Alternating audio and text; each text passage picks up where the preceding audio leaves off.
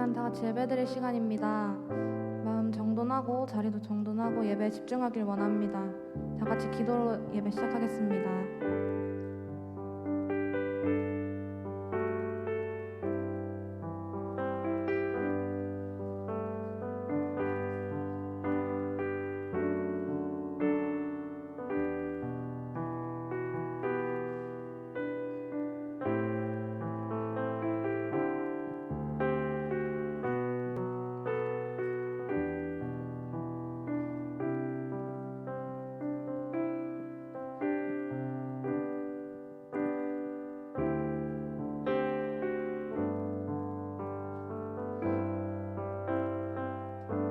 내는 주의 영광을 보내. 내는 주의 영광을 보내. 우리 가운데 계신 주님, 그 빛난 영광 온 하늘 덮고 그 찬송 온 땅 가득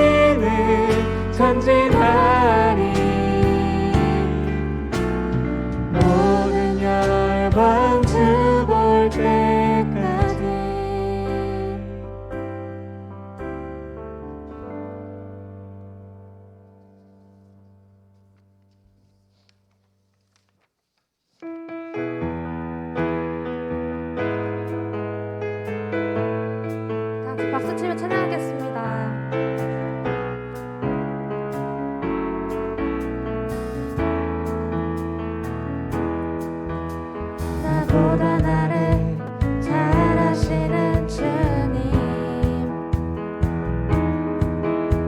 내가 주를 떠나 어디로 가겠나이까. 나 어딜 가든지 주의 손이 나를 인도하시며 주의 오른손이 나를 붙드시리다. 나를 창세 전부터 계획하시고 지금까지 인도하시네. 하나님이여 주의 생각이 어찌 그리 보배로우신지요. 나의 생각보다 나의 뜻보다 더 크고 놀라우신 주님. 하나님이여 나를 살피사 나의 마음을 다시오니 나를 영원한 길로 인도하소서. 나보다 나를 잘 아시는 주님, 내가 주를 떠나 어디로 가겠나이까. 나 어딜 가든지 주의 손이 나를 인도하시며 주의 오른손이 나를 붙드시리다. 나를 창세 전부터 계획하시고 지금까지 인도하시네. 하나님이여 주의 생각이 어찌 그리 보배로우신지요. 나의 생각보다 나의 뜻보다 더 크고 놀라우신 주님. 하나님이여 나를 살피사 나의 마음을 다시오니 나를 영원한 길로 인도하소서. 하나님이여 주의 생각이 어찌 그리 보배로우신지요. 나의 생각보다 나의 뜻보다 더 크고 놀라우신 주님. 하나님이여 나를 살피사 나의 마음을 다시오니 나를 영원한 길로 인도하소서. 눈부신 햇살, 눈부신 햇살 저 하늘 넘어 내게 주어진 주님의 사랑 깊어져가네. 나의 마음에 나 얻었네. 변함없는 그 사랑 내 안에 기쁨의 노래 멈출 수가 없네. 주님의 사랑 바람에 실리던 내게 찾아와 그 사랑의 향기가 내 맘 가득해. 주님의 은혜 그 빛이 흐르며 내게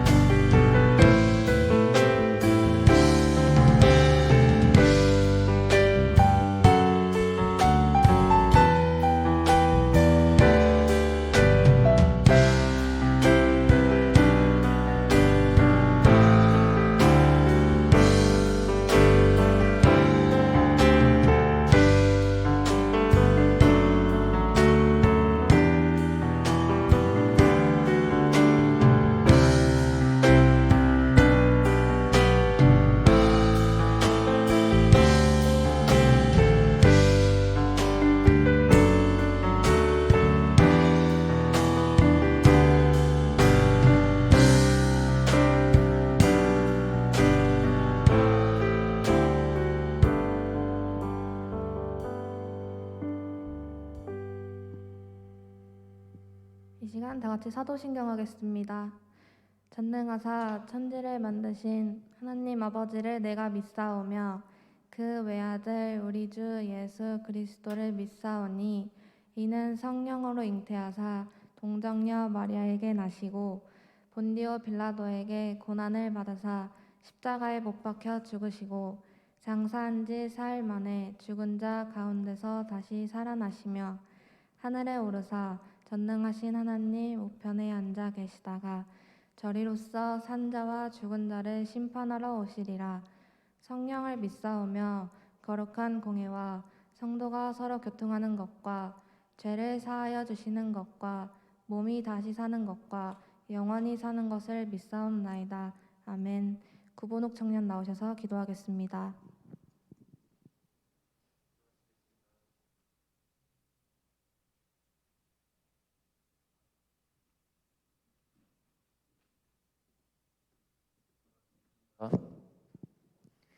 주님의 날 주님의 성전에 모여 저희의 정성과 마음을 다하여 아버지께 찬양과 기도로 감사와 예배를 드립니다.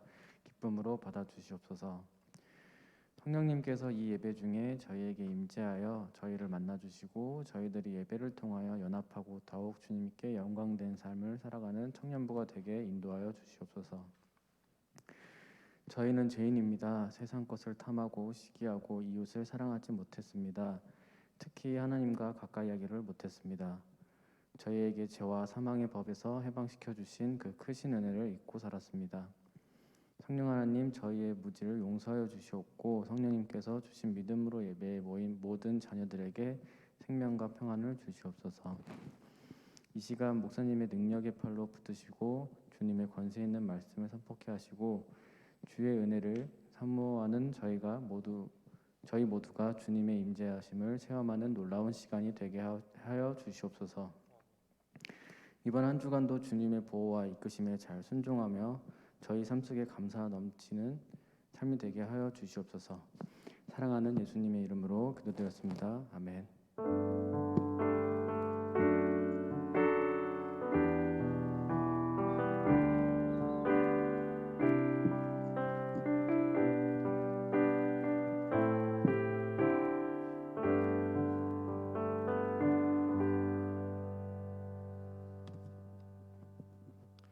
할렐루야.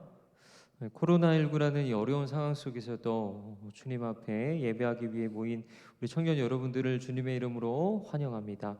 우리 옆 사람이랑 이렇게 한번 인사하겠습니다. 주님의 이름으로 축복합니다.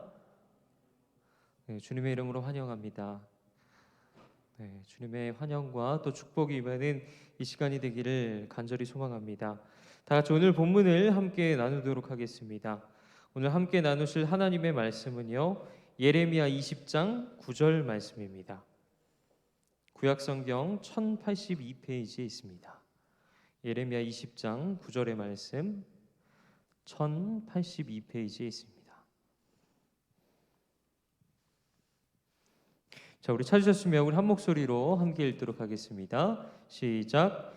내가 다시는 여호와를 선포하지 아니하며 그의 이름으로 말하지 아니하리라 하면 나의 마음이 불붙는 것 같아서 골수에 사무치니 답답하여 견딜 수 없나이다. 아멘. 이 시간에는 증인의 삶이라는 제목으로 말씀을 함께 나누고자 합니다. 제가 군 제대 후에 이제 대학교에 복학한 지 얼마 안 되었을 때의 일입니다. 어렵게 이제 학비를 마련해 주신 부모님께 용돈까지 이렇게 손을 벌릴 수가 없어서 같이 복학했던 한 친구가 있었는데 그 친구와 함께 이렇게 아르바이트를 알아보고 있었는데 이제 얼마 지나지 않아서 한 선배를 통해서 교내 식당에서 청소 알바를 구한다는 얘기를 듣게 되었습니다. 그래서 저는 이제 친구와 함께 선배의 말을 듣고 함께 식당을 찾아갔습니다. 당시 교내 식당은 이제 적게는 한 250명에서 그리고 많게는 300명까지 수용할 수 있는 이제 공간이었는데 운영은 외부 업체에서 맡고 있었습니다. 앞에 이제 사진으로 보여지는데요. 저기가 제가 다녔던 교내 식당의 이제 전경입니다. 어쨌든 이 업체의 사장님의 말씀을 들어보니까 알바생은 이제 전체 2명을 뽑고 그 2명이서 저 식당 전체를 청소해야 한다는 것이었습니다.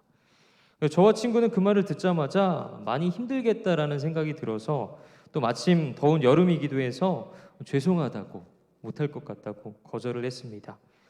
하지만 사장님께서 말씀하시기를 직원들이 많이 도와줄 거고 또 알바비도 기존보다 더 넉넉하게 챙겨주신다는 말에 고심에 고심을 거듭하다가 결국 알바를 시작하는 것으로 결정을 내리고 다음 날부터 바로 친구와 함께 시작을 했습니다. 근데 사실 두 명이서 전담하기에는 굉장히 넓은 그런 공간이었습니다. 그럼에도 불구하고 하겠다고 결정을 내린 것은 무엇보다 그 식당 업체 대표가 믿음직한 장로님이셨기 때문입니다. 근데 처음 약속과는 다르게 알바를 시작한 지 한 달이 지나고 또 두 달이 지나가고 세 달이 지나가도 이 알바비를 올려주기는커녕 자꾸만 밀리는 것이었습니다. 그래서 사장님은 뭐 회사 사정이 어렵다는 그런 말로 여러 번 저와 친구에게 양해를 구했지만 한 달도 아니고 두세 달가량 계속해서 같은 상황이 반복되다 보니까 저희 안에 그런 불만은 점점 커지고 화가 나기 시작을 했습니다. 그러던 어느 날 이제 평소처럼 친구와 함께 알바를 하려고 식당으로 내려갔는데 어처구니 없는 그런 일이 발생하고 말았습니다. 어제까지만 해도 특별할 것 하나 없었는데 하루 아침 사이에 식당 업체가 바뀌고 또 직원들은 한 명도 빠짐없이 사라져 버린 것입니다. 너무 황당하기도 하고 아무리 그래도 이건 아니다 싶어서 학교를 통해서 그 업체 측으로 연락을 해보았지만 어쩌면 당연하다는 듯이 신호만 걸릴 뿐 사람의 목소리를 들을 수는 없었습니다. 그렇게 며칠간 이곳저곳을 알아봤지만 도저히 연락할 방법이 없었습니다. 또 문제를 해결하려면 물질적으로든 그리고 감정적으로든 오히려 더 큰 소모가 필요하다는 그런 결론에 저와 친구는 이내 마음을 접을 수밖에 없었습니다. 힘껏 도와준다는 말, 알바비를 올려준다는 말, 약속했던 그 모든 것들이 단 하나도 지켜지지 못한 채 저희는 그동안 밀린 알바비조차 받지 못했습니다. 그때 딱 제가 느꼈던 마음이 있었습니다. 그것은 바로 억울함 그리고 배신감이었습니다. 그리고 무엇보다 나를 속인 그 상대방이 다른 사람도 아닌 바로 장로님이었다는 그 사실이 너무나도 마음이 아팠습니다. 사랑하는 여러분, 여러분도 살아가면서 이런 경험이 아마 한 번쯤은 있지 않으십니까? 다른 그 누구보다도 믿고 또 의지했는데 이런 실망스러운 경험을 한 적이 한 번쯤은 적어도 있지 않으십니까? 근데 오늘 이 예레미야에게도 이와 같은 억울함과 그리고 배신감이 있었다는 것입니다. 다 같이 오늘 본문의 말씀을 우리 다시 한번 읽어보겠습니다. 내가 다시는 여호와를 선포하지 아니하며 그의 이름으로 말하지 아니하리라 하면 나의 마음이 불붙는 것 같아서 골수에 사무치니 답답하여 견딜 수 없나이다. 아멘. 여러분, 예레미야가 누구입니까? 하나님께로부터 부르심을 받은 선지자입니다. 근데 예레미야에게 대체 어떤 일들이 있었기에 다시는 여호와를 선포하지 않겠다라는 이런 극단적인 고백이 나오게 된 것일까요? 근데 본문 19장 후반부와 그리고 20장의 서두를 살펴보면 예레미야가 성전뜰에서 하나님의 말씀을 전할 때 제사장 바술이라는 사람이 있었는데 이 사람이 그것을 듣고 예레미야를 박해하는 것을 우리는 볼 수 있습니다. 예레미야 20장 1절에서 2절의 말씀을 우리 함께 읽겠습니다. 임멜의 아들 제사장 바술은 여호와의 성전의 총감독이라. 그가 예레미야의 이 일을 예언함을 들은지라. 이에 바술이 선지자 예레미야를 때리고 여호와의 성전에 있는 베냐민 문 위층에 목에 씌우는 나무 고랑으로 채워 두었더니. 이 바술은 예레미야를 때리고 심지어 밤새도록 나무 고랑에 채워 두었습니다. 근데 당시 이 바술은 성전의 총감독이었는데 이 총감독이라는 것은 이 성전 내의 질서를 관장하고 또 성전에 나쁜 영향을 끼친 사람들을 징벌하는 그런 직책의 수장을 의미합니다.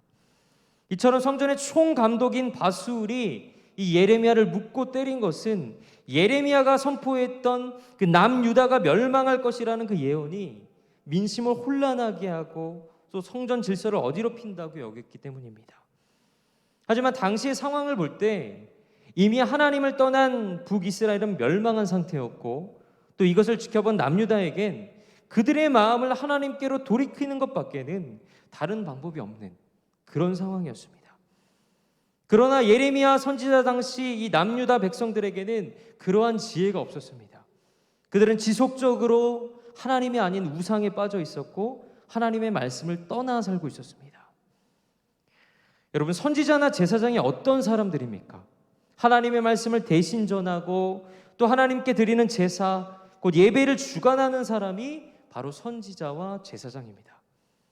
그렇다면 백성들이 이처럼 하나님을 떠나 살면 이 선지자나 아니면 제사장들이 자신의 그 사명에 걸맞게 하나님의 그 말씀, 정확한 말씀, 곧 너희의 죄악 때문에 유다가 멸망할 것이라는 그 사실을 전해 주어야 하는데 그들은 오히려 남유다는 어떠한 일이 있어도 결코 멸망하지 않을 것이다 라는 그런 거짓된 평화반을 백성들에게 이야기했다는 사실입니다.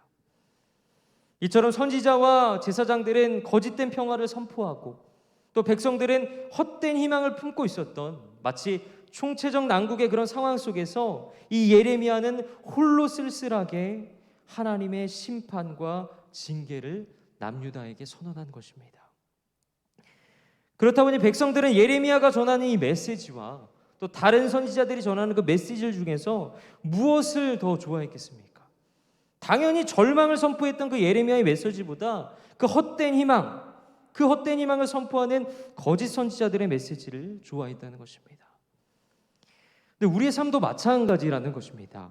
우리도 살다 보면 분명히 아니라는 걸 알면서도 진심 어린 조언보다는 내 비위를 맞춰주고 또 나를 높여주는 그런 달콤한 말에 속을 때가 있지 않습니까? 누가 봐도 잘못한 것인데 감언이설에 속을 때가 있지 않습니까? 근데 마찬가지로 오늘 이스라엘 백성들이 그러한 마음을 품고 있었다는 것입니다. 그러니 절망을 선포한 이 예레미야는 모든 백성들에게 미움을 받는 존재가 될 수밖에 없었던 것입니다. 근데 이러한 상황 속에서 이제 예레미야의 눈과 입에는 눈물과 그리고 탄식이 새어나오기 시작합니다. 본문 7절의 말씀을 우리 함께 읽겠습니다. 여호와여, 주께서 나를 권유하심으로 내가 그 권유를 받았사오며 주께서 나보다 강하게 여기셨으므로 내가 조롱거리가 되니 사람마다 종일토록 나를 조롱하나이다. 이 예레미야는 하나님께 일종의 불평을 이제 늘여놓고 있는 것입니다. 근데 여기서 권유라는 단어는 원어로 말하면 파타, 유혹하다라고 해석하는 것이 그 원뜻에 가까운데, 다시 말하자면 본래 무엇을 할 마음이 없는 사람을 말로 유혹해서 무엇을 하게끔 만드는 것과 같습니다. 근데 마치 이와 같은 겁니다. 하나님께서 시키는 대로 했잖아요. 근데 왜 제가 이렇게 고생하고 또 손가락질 받으면서 살아야 합니까? 왜 저를 이렇게 내버려 두십니까? 이 예레미야는 상황이 너무 힘드니까 이제 하나님 앞에 말하기를 나는 하기 싫었는데 하나님께서 저를 유혹해서 제가 이 고난의 길을 걷고 있는 것이 아닙니까? 이렇게 항의하고 있는 것입니다. 한마디로 지금 예레미야는 하나님께 꼭 속은 기분인 것입니다. 사실 이 예레미야는 하나님께 선지자로 부르심 받았을 때도 그 직분을 사양했었습니다. 그럼에도 하나님께서 나와 항상 함께 하시겠다고 약속했기 때문에 그 약속을 믿고 무엇을 명하든지 그대로 행하고 선포했던 것입니다. 즉 동족을 향해 계속해서 그 남유다의 멸망과 심판의 메시지를 선포하며 회개할 것을 촉구하는 것입니다. 그러나 그로 인한 결과는 오히려 백성들에게 비난과 또 조롱을 받는 일이었습니다. 사랑하는 여러분, 근데 우리도 이렇게 하나님의 일을 하다 보면 비난과 조롱을 겪어야 할 때가 적어도 인생 가운데 한 번쯤은 오게 된다는 것입니다. 하나님께 헌신했음에도 불구하고 열심히 충성했음에도 불구하고 우리의 삶은 전처럼 나아지지 않고 또 더 힘든 상황이 닥쳐오게 됩니다. 근데 예레미야는 바로 이러한 상황 속에서 하나님께 선언한 것입니다. 한마디로 하나님에 대한 분노가 차고 차서 이제 폭발하게 이른 것입니다. 여러분, 우리에게도 만약 이러한 상황이 일어난다고 가정을 했을 때 이 상황을 벗어나기 위한 가장 쉬운 방법이 무엇일까요? 이 예레미야 같은 상황을 닥쳤을 때 바로 포기하는 것입니다. 예레미야는 그 결심을 본문의 말씀을 통해 이렇게 고백합니다. 본문 9절의 말씀을 우리 다시 한번 읽겠습니다. 내가 다시는 여호와를 선포하지 아니하며 그의 이름으로 말하지 아니하리라. 이 말은 하나님, 내가 이제 더 이상은 당신 뜻대로 살 수 없습니다. 다시는 당신에 대해 예언하지 않겠습니다. 하나님께 선언하고 있는 것입니다. 너무 힘들다는 것입니다. 내가 하나님께 선택함을 받고 또 선지자로서의 사명을 감당하겠다고 다짐하고 또 다짐했지만 그 길이, 내가 가는 이 길이 너무 외롭고 견딜 수 없어 힘들다는 것입니다. 근데 그 고백 이후에 예레미야는 이렇게 다시 말합니다. 하반절의 말씀을 함께 읽겠습니다. 아니하리라 하면 나의 마음이 불붙는 것 같아서 골수에 사무치니 답답하여 견딜 수 없나이다. 아멘. 무슨 말입니까? 이제 다시는 주님의 이름을 외치지 않겠다고 내가 결심하여 보지만 그때마다 주님의 말씀이 내 심장 속에서 불처럼 타올라 뼛속까지 타들어가니 내가 어떻게 당신을 포기하겠습니까? 이렇게 고백하는 것입니다. 방금 전까지만 해도 당신 뜻대로 살 수 없다고, 그럴 수 없다고 고백하는 그 예레미야가 그 한탄 가운데 이미 정답을 찾은 것입니다. 여러분, 예레미야는 왜 견딜 수 없습니까? 왜 하나님을 포기할 수 없습니까? 바로 하나님의 마음을 보았기 때문입니다. 아니라 하지만 나를 사랑하시는, 자기 백성을 사랑하시는 그 하나님의 그 마음을 보았기 때문입니다. 그렇기 때문에 그 하나님의 말씀을 전하지 않고서는, 그 말씀을 내가 선포하지 않고서는 도저히 견딜 수가 없었던 것입니다. 그렇게 하나님은 본문 38장에 이르러서 예레미야에게 두 번째로 찾아오셔서 유다 백성들에게 회개를 촉구하라고 명하십니다. 그러나 예레미야는 하나님의 말씀을 선포하자마자 즉시 고관들에게 붙잡혀서 진흙으로 가득 찬 그 구덩이에 던져지고 맙니다. 하지만 하나님은 그때 에벤멜렉이라는 한 환관을 통해서 이 예레미야를 구덩이에서 건지셨고 다시 그에게 다가가 이렇게 말씀하셨습니다. 예레미야야, 그래도 계속해서 나의 말을 전하겠느냐? 만약 여러분들이 이러한 상황이라면 어떠하시겠습니까? 주님, 저 이제 더는 못합니다. 할 만큼 했잖아요. 이제 그만 괴롭히세요. 아마 이렇게 말하지 않았을까요? 그러나 예레미야는 다시 한번 하나님께 순종함으로써 유다 왕 시드기야에게 남유다를 향한 심판의 메시지를 전합니다. 본문 38장 17절에서 21절의 말씀을 읽겠습니다.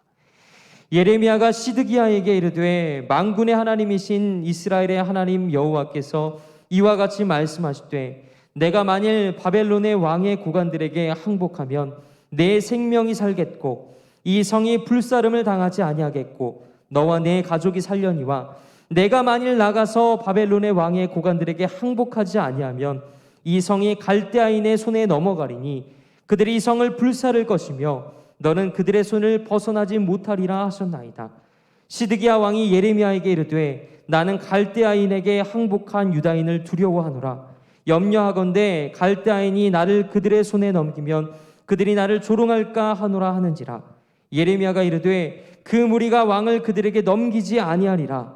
원하옵나니 내가 왕에게 아랜 바 여호와의 목소리에 순종하소서. 그리하면 왕이 복을 받아 생명을 보존하리이다. 그러나 만일 항복하기를 거절하시면 여호와께서 내게 보이신 말씀대로 되리이다. 아멘. 이 말씀을 요약하자면 바벨론에게 항복하라는 것입니다. 즉 바벨론에게 항복하는 사람은 적어도 죽지 않고 계속 살아남아 하나님께서 그 삶을 살피시고 보호해 주실 것이지만 하나님의 말씀에 순종하지 않는 사람들은 어떻게 한다요? 어떻게 한다고요? 하나님께서 그를 멸하시겠다는 말씀이십니다. 사실 예레미야 입장에서 이 메시지를 숨김없이 드러내면 이 왕으로부터 자신의 목숨이 위태할 수도 있었습니다. 그만큼 하나님의 메시지는 강력했습니다. 그럼에도 불구하고 예레미야는 그 자신의 목숨을 걸고 복음을 전하는 증인의 사명을 감당한 것입니다. 사랑하는 여러분, 이처럼 주님은 오늘도 저와 여러분에게 복음을 전하는 증인의 사명을 명령하고 계십니다. 우리가 사는 이 시대는 점점 더 하나님을 믿기가 어려운 시대가 되어가고 있습니다. 코로나19가 창궐한 이후부터는 더 그렇습니다. 더불어 세상에는 하나님 외에 우리의 눈길을 끄는 새로운 것들이 너무나도 많이 있습니다. 그래서 때론 하나님의 일에 충성하려고 해도 그 일이 도무지 무슨 의미가 있는지 의미가 없어 보이기도 합니다. 그러나 여러분, 그럴 때마다 이 예레미야를 기억하시기 바랍니다. 예레미야는 그의 인생 가운데 큰 어려움을 당했습니다. 비난과 조롱과 위협을 당했습니다. 심지어 죽을 고비도 만났습니다. 그러나 예레미야는 결코 하나님의 사명을 포기하지 않았습니다. 심지어 내가 하나님을 선포하지 아니하면 도저히 답답하여 견딜 수가 없다, 이렇게 고백합니다. 저는 여러분들에게도 이와 같은, 이 예레미야와 같은 간절함이 고백되어지기를 소망합니다. 하나님의 증인으로 산다는 것은 어쩌면 이렇게 힘든 길을 가는 것입니다. 자기 십자가를 지고 가는 것입니다. 그럼에도 불구하고 하나님은 이 예레미야를 통해 그 놀라운 계획들을 성취해 가셨습니다. 그러므로 기억하시기 바랍니다. 예레미야를 부르신 하나님은 오늘 여러분들을 이 시대의 또 다른 예레미야로 부르고 계십니다. 증인으로서의 삶을 명령하고 계십니다. 마태복음 26장 39절의 말씀을 우리 함께 읽겠습니다. 마태복음 26장 39절의 말씀입니다. 조금 나아가서 얼굴을 땅에 대시고 엎드려 기도하며 이르시되 내 아버지여, 만일 할만하시거든 이 잔을 내게서 지나가게 하옵소서. 그러나 나의 원대로 마시옵고 아버지의 원대로 하옵소서 하시고. 아멘. 여러분, 사실 예수님조차도 증인의 삶을 피하고 싶어 하셨다는 것입니다. 여기서 이 잔을 지나가게 하옵소서라는 것은 내게 맡겨진 그 십자가의 죽음을 내가 벗어날 수만 있다면, 주님 내가 피할 수만 있다면 저로 피하게 하옵소서, 이렇게 고백하고 있는 것입니다. 그러나 예수님은 하나님 아버지의 그 마음을 누구보다도 잘 아셨기 때문에 내 뜻대로 마시고, 누구의 뜻대로요? 아버지의 뜻대로, 하나님의 뜻대로 해달라고 기도한 것입니다. 나의 뜻대로가 아니라 아버지의 원대로 되기를 기도하신 것입니다. 그래서 어떤 이는 이렇게 말합니다. 하나님의 말씀대로 살다가 수모를 겪고 모함당하는 것은 결코 그리스도인의 수치가 아니다. 오히려 구원받은 하나님의 자녀이면서도 하나님의 말씀과 무관하게 살아가는 것이 그리스도인의 수치다. 사랑하는 여러분, 이처럼 하나님의 마음을 알게 된 사람은 하나님의 말씀대로 살아가면서 겪게 되는 일을 결코 수치로 여기지 않습니다. 오히려 그 말씀대로 살지 않고서는 견딜 수 없기 때문입니다. 비록 그로 인해 내 삶이 힘들고 고단하고 슬픔과 아픔이 있을지라도 나를 사랑하시는 그 하나님의 마음을 알기 때문입니다. 그 사랑을 알기 때문입니다. 내게 주신 그 하나님의 은혜를 기억하며 하루하루를 살아가기 때문입니다. 그러므로 바라기는 오늘 하루도 또 한 주간에도 이 하나님의 말씀을 따라서 이 예레미야처럼 세상 가운데 증인의 길을 걸어가는 귀하고 복된 여러분들이 되시기를 주님의 이름으로 축원합니다. 그리고 그런 마음을 가지고 우리가 이 세상을 살아갈 때 이스라엘 백성들을 다시금 구원하신 것처럼 우리 삶 가운데서도 역사하셔서 늘 풍성하게 채워주실 것입니다. 그럼 믿음으로 살아가는 여러분들이 되시기를 주님의 이름으로 간절히 축원합니다. 함께 기도하겠습니다.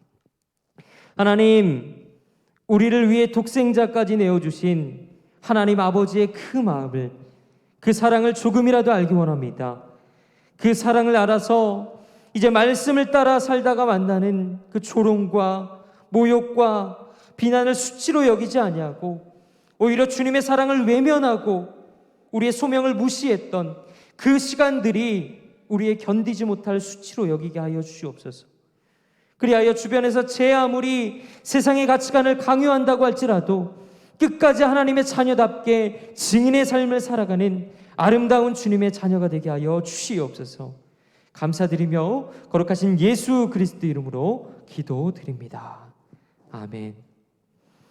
다 같이 찬송가 94장을 부르시면서 준비하신 헌금 드리도록 하겠습니다. 1절과 3절 찬송하겠습니다.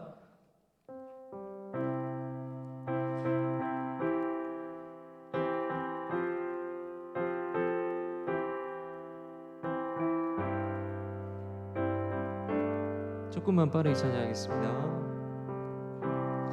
주 예수보다 더 귀한 것은 없네. 이 세상 부귀와 바꿀 수 없네.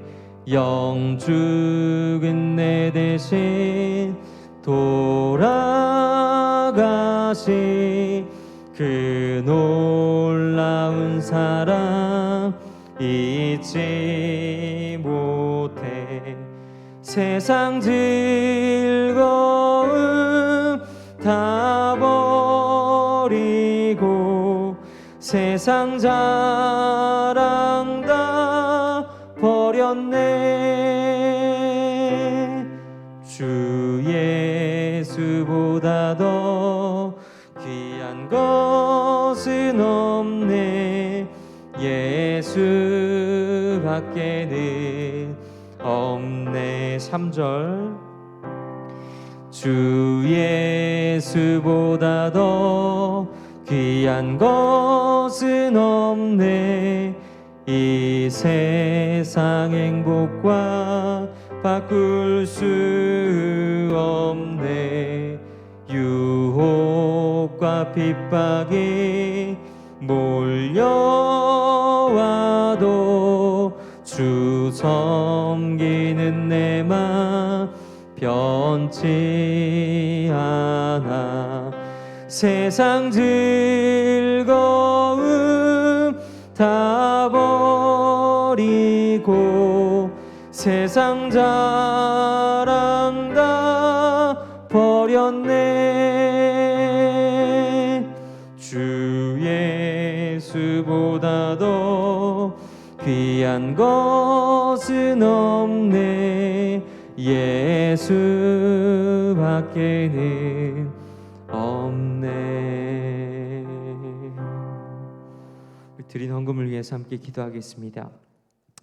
주님, 이 시간 주님 앞에 나와 귀한 헌금을 드리며 나아갑니다.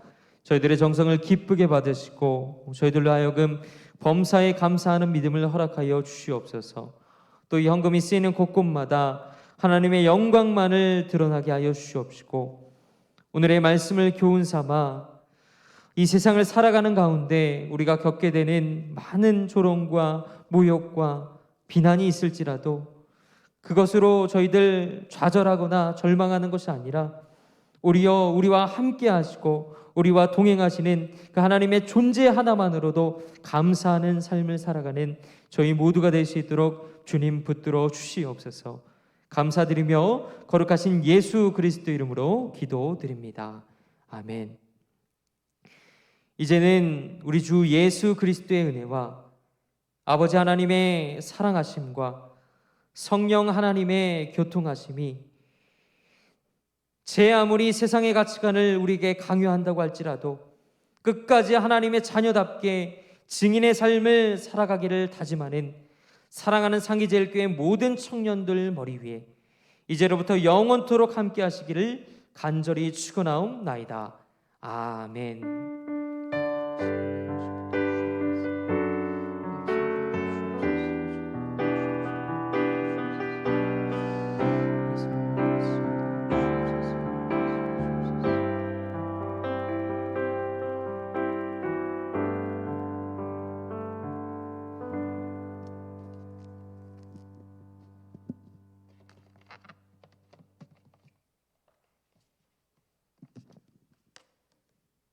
네, 바로 광고 진행하도록 하겠습니다. 코로나19로 인하여서 현장 예배와 비대면 예배를 함께 진행하고 있습니다. 네, 항상 드리는 말씀이지만 영상 예배 후에는 댓글로 출석 인증 부탁드립니다. 매일 말씀과 미션을 드리고 있습니다. 카카오톡 채널을 통해서 드리고 있으니까 아직 친구 추가 안 하신 분들은 얼른 추가하셔서 저희 청년부 소식 받아보시길 바랍니다. 해외 아동 정기 후원 안내가 주보에 게시 중입니다. 함께 기도 부탁드립니다. 네, 주보 가운데 보시면 잘 나와 있으니까 참고해 주시면 되시고요. 네, 2022년 찬양팀 모집 계속하고 있습니다.